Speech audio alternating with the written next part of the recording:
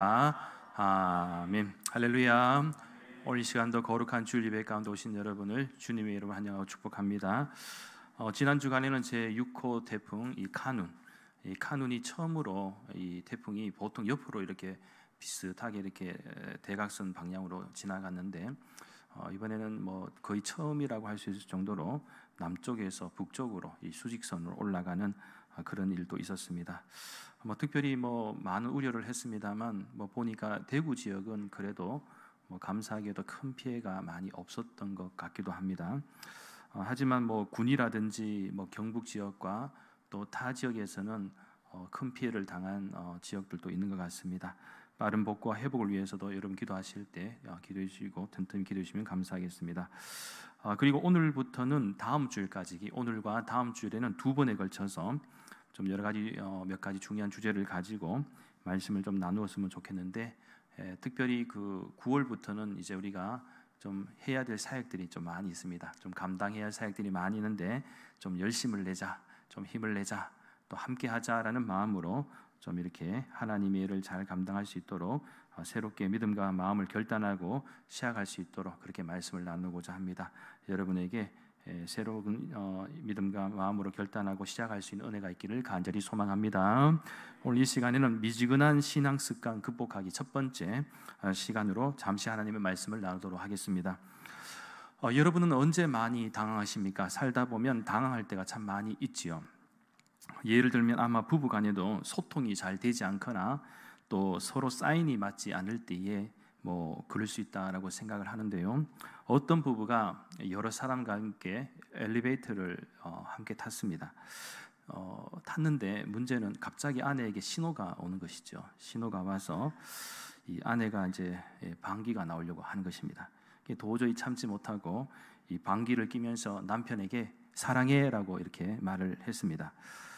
그런데 눈치 없는 남편은 아내에게 뭐라고? 당신 방귀 소리 때문에 못 들었어. 이렇게 말할 때 이 눈치 없는 모습에 정말 때리고 싶은 충동이 일어날 것입니다. 마찬가지로 하나님께서도 당황스러운 순간이 계실 것 같은데 그것은 예배에 집중하지 못하거나 열심히 할 수 있는 성도인 것 같은데 열심히 하지 못할 때 또 안타까워하시고 좀 당황해 하실 것 같습니다. 따라서 오늘 말씀의 주제인 미지근한 신앙이 혹시 나에게 있다면 잘 회복되고 변화되는 역사가 있기를 간절히 소망합니다. 따라서 오늘 이 시간에는 크게 세 가지 관점에서 좀 간략히 말씀을 나누도록 하겠습니다. 미지근한 신앙 습관을 극복하기 위해서 첫째는 이중적인 삶과 관용적인 삶을 경계해야 합니다. 사실 우리는 현실의 세계와 또 믿음의 세계를 살아가는 그런 사람들이죠. 그렇다 보니 항상 세속적인 부분과 또 영적인 부분 사이에서 많은 갈등을 하기도 합니다. 그래서 미지근한 성도에게 있어서 이중적인 삶이란 이 영적인 삶을 살아야 함에도 불구하고 이 세상 속에서 세속적으로 살아가는 것을 의미합니다. 그리고 영적인 삶을 산다고 해도 이게 종교적 형식주의라든지 외식주의 또 위선주의로 살 때도 역시 이중적인 삶을 산다고 볼 수가 있습니다. 그러니까 이 부분을 쉽게 말씀드리면 교회에서는 예수님을 잘 믿는 것처럼 보이지만 이 세상 속으로 들어가면 마치 예수님이 없는 것처럼 사는 성도를 의미하죠. 제가 아는 집사님이 계셨는데 예전에 그분이 진심으로 회개하면서 후회한 일들을 고백한 적이 있습니다. 그것은 교회에서는 경건하고도 신실한 성도로서 사람들에게 인정받고 칭찬을 받았는데 실제로는 직장에서 자신이 너무 후배 직원들을 본의 아니게 괴롭혔다라는 것입니다. 그 대표적인 것이 회식 자리였는데 물론 지금 코로나 이후로 지금은 회사에서 회식을 좀 많이 하지 않는 걸로 제가 알고 있습니다. 다른 대체 또 방안이 있는지는 제가 잘 모르겠습니다만 아무튼 회식이 분명히 예전보다는 많이 줄었다라는 거. 그러나 예전에는 회식 문화가 참 많이 활발했지 않습니까? 문제는 이 집사님이 술이 그렇게 세지도 않는데 괜히 센 척하면서 이 후배 직원들에게 술을 너무 권했고, 이 술을 권하면 자기라도 좀 잘 마시면 좋겠는데 얼마 먼저 가지 못해서 자기가 먼저 취해갖고 행설수설하고 또 자세히 설명을 하지는 않았지만 이 실수도 많이 했다라는 것입니다. 어떤 실수인지는 잘 모르겠습니다만 아무튼 실수를 많이 했다는 것. 그런데 어느 날 이 교회에 열심히 잘 다니기도 하지만 신앙적으로도 좀 신실한 후배 직원이 좀 용기를 내었는지 진심으로 부탁을 하더라는 것입니다. 그것은 선배님은 평소에는 후배 직원들에게 그래도 좀 존경을 받는 분이신데 회식만 하면 너무 좋지 못한 이미지에 많이 힘들다라는 것입니다. 무엇보다 자신도 예수님을 믿는 사람으로 선배님도 예수님을 믿는 분으로 아는데 너무 부끄럽다라는 것이었습니다. 그러면서 하는 말이 선배님에게는 죄송한 이야기지만 정말 어렵게 이야기를 꺼낸다고 하면서 선배님은 정말로 예수님을 믿는 것 맞습니까? 라고 질문을 하였는데 이 망치로 한 방 얻어맞은 것 같다라는 것입니다. 그 이후로 이 집사님은 진심으로 회개하고 이 회식 때에도 이제 가급적 이기지도 못하는 술을 객기처럼 이렇게 마시기보다는 이 조금씩 줄여갔는데 어느 순간에는 이 술이 안 들어오는 거예요. 이 받지가 않는 것이죠. 이상하게 안 받아요. 옛날에는 술이 막 달았다고 했는데 지금 막 써. 이게 이상하게 입이 안 되는 거예요. 그러면서 점점 더 어느 순간 이 술에서 음료수로 바뀌면서 이 후배 직원들이 그렇게 좋아할 수가 없는 거예요. 회식 가자하면 이제 신이 나가는 거죠. 불편한 사람이 있으면 그만큼 어려웠다는 것이죠. 그렇습니다. 믿는 성도들이 세상 속에서 살아갈 때 때로는 어쩔 수 없이 세상에 동화되어 살아가야 할 때도 있습니다. 그러나 비록 실수는 할 수도 있겠지만 할 수만 있다면 예수님 믿는 사람으로서의 존재감과 영향력을 끼치려고 한다면 때로는 절제와 통제가 필요합니다. 그렇지 못하면 우리 때문에 예수님이 부정을 당하게 되고 또 교회와 성도에 대한 인식이 매우 부정적으로 바뀌게 된다라는 사실입니다. 따라서 예수님을 믿는다면 교회 안에서만 경건하고 거룩한 삶이 아니라 세상 속에서도 이 경건의 모습과 또 거룩의 모습이 있어야 된다라는 것. 또한 세상 사람들이 성도를 인정하는 그런 믿음과 삶을 살아야 할 줄 믿습니다. 또 다른 하나는 관용에 관한 부분인데 이 역시도 앞의 주제인 이중성의 삶과 연관이 있습니다. 즉 미지근한 성도에 관한 이 부분들, 이 성도가 되려고 한다면 이 세상의 풍조와 가치 또 문화를 쉽게 따라가면 됩니다. 그리고 쉽게 허용하면 됩니다. 죄에 대해서도 관용을 베풀고 반기독교나 반교회적인 현상이 있어도 침묵하거나 모른 채하며 나는 마음이 넓은 사람인 것처럼 이 잘못된 문화조차도 인정하면 된다는 것입니다. 예를 들면 예배 자주 결석해도 자신에게 한없이 너그럽고 하나님의 일을 해야 하는데 하지 못해도 전혀 부담감이 없다면 이 자신에게 한없이 관용적인 삶을 살고 있다라는 사실이죠. 하지만 하나님의 입장에서는 그런 모습 앞에서 얼마나 안타까워 하실까요? 기왕 예수님을 믿게 되었으면 좀 잘 믿고 신실했으면 참 좋겠는데 하나님의 마음과는 상관없이 내 마음대로 즐기듯이 신앙생활을 한다면 결국 미지근한 신앙생활이 될 수밖에 없습니다. 바라옵기는 저는 우리 대구 난강교회 모든 믿음의 권속들이 이 세상의 일도 물론 열심히 잘 감당해야 되겠지만 무엇보다 하나님의 일을 해야 할 때 또한 해야 하는 순간에는 소극적인 사람이 아니라 적극적인 사람이 될 수 있기를 간절히 소망합니다. 그래야 교회가 됩니다. 그리고 하나님이 맡겨주시는 선한 일들도 감당할 수가 있겠죠. 저는 이러한 은혜가 있기를 예수님의 이름으로 간절히 소망합니다. 미지근한 신앙생활 습관을 극복하기 위한 둘째는 만족하지 못하는 삶과 자신을 점검하지 않는 삶을 경계해야 합니다. 미지근한 성도의 특징은 세상의 일에는 적극적이고도 또 쉽게 만족하지 못하는데 하나님의 일에는 소극적이고 늘 쉽게 만족을 합니다. 이 무슨 말인가? 즉 돈을 벌고 성공하는 데는 항상 갈급함과 만족함이 없습니다. 또한 예뻐지거나 즐거움을 추구하는 일에도 만족함이 없습니다. 계속해서 이렇게 하려고 하죠. 그런데 교회 일은 여기까지만 하면 돼라고 어느 선에서 쉽게 선을 그어버리고 만족해버립니다. 그리고 세상의 일과 하나님의 일이 충돌할 때 하나님의 일이 항상 우선순위에서 밀려나 버립니다. 그러니 신앙생활도 어느 정도까지만 하다 보면 나는 이 정도까지만 하면 돼 라고 생각하고 선을 그어버리면 절대로 뜨거울 수도 없고요, 열정적일 수도 없습니다. 그러니 항상 심령이 메마른 것 같고 은혜도 없고 열심도 없습니다. 여기서부터 미지근한 성도의 신앙은 습관처럼 되어버리는 것이죠. 또 있습니다. 미지근한 성도의 특징 가운데 또 다른 하나는 자신을 점검하지 않는 삶에 있습니다. 특별히 신앙에 있어서 내가 이렇게 신앙생활해도 되는가? 하나님이라면 어떻게 생각하실까? 나는 지금 무엇을 하고 있고 또한 앞으로 어떻게 살아가며 또 살아가는 목적이 무엇인가에 대한 질문들이 있어야 하는데 그냥 사는 대로 살면 되지, 너무 인생 복잡하게 생각하지 말고 살자, 이런 식으로 생각하면, 이렇게 생각하고 살면 정말 생각하는 대로 살 수밖에 없다라는 것입니다.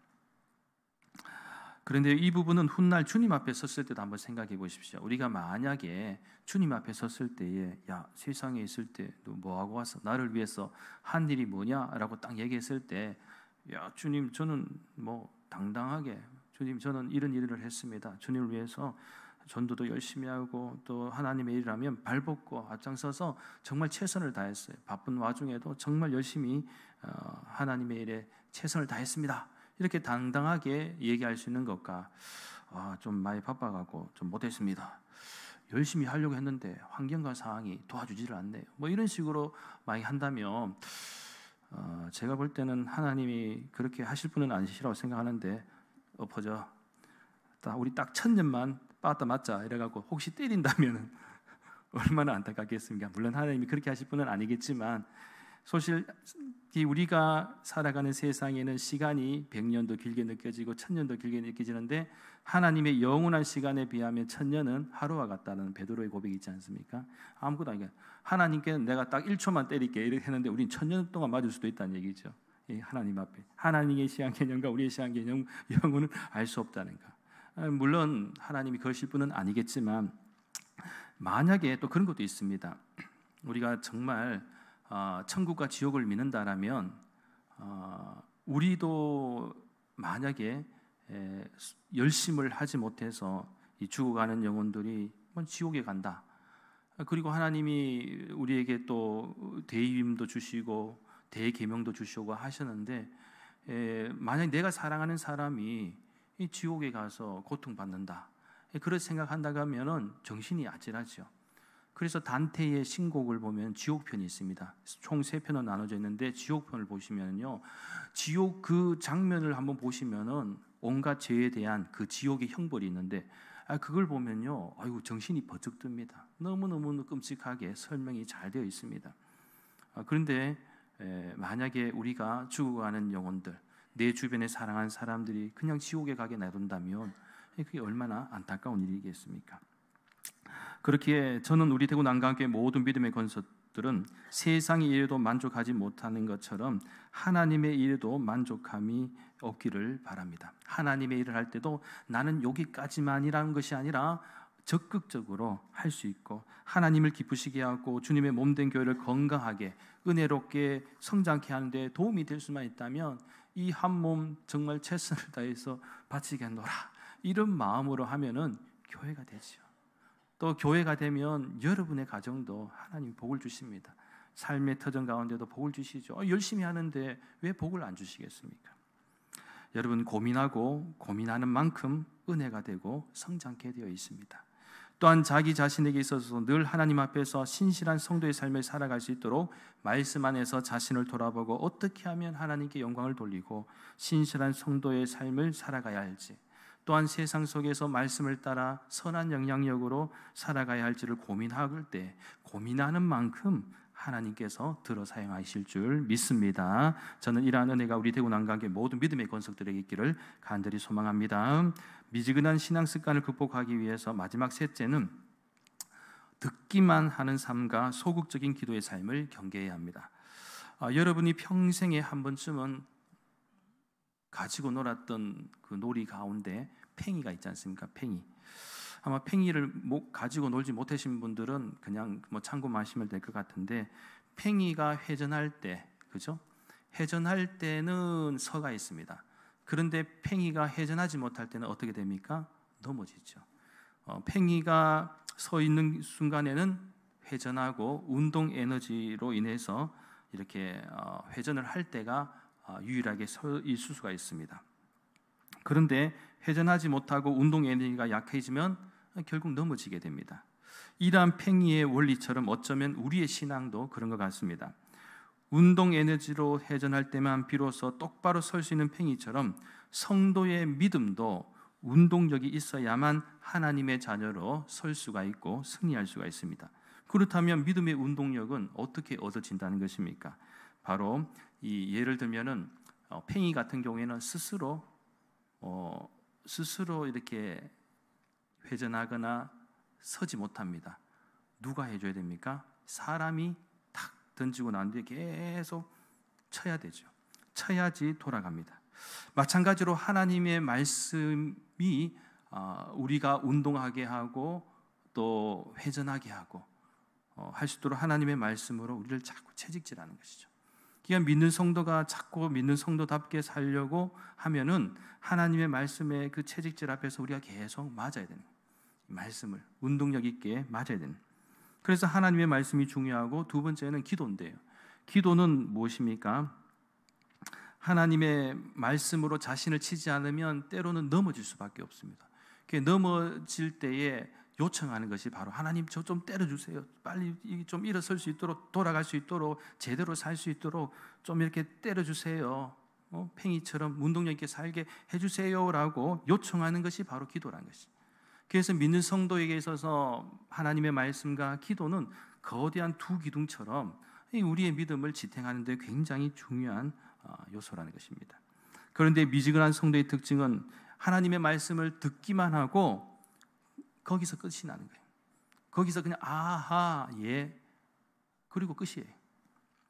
성경 공부도 마찬가지입니다. 듣기만 하고 고개를 끄덕끄덕 그때는 오케이 그다음 잊어버린. 그 다음부터는 거기서 더 발전이 없는. 삶으로 이어지지 않고 이해만 하고 끝을 냅니다. 그러면 변화의 역사가 일어나지 않습니다. 성경 읽기도 그렇습니다. 지금까지 세계 최고의 베스트셀러이자 세계 최고에서 그다음 가장 많은 판매량을 기록한 이 성경책도 여러분 이 장식용으로만 가지고 있다면 미지근한 성도의 전형적인 모습입니다.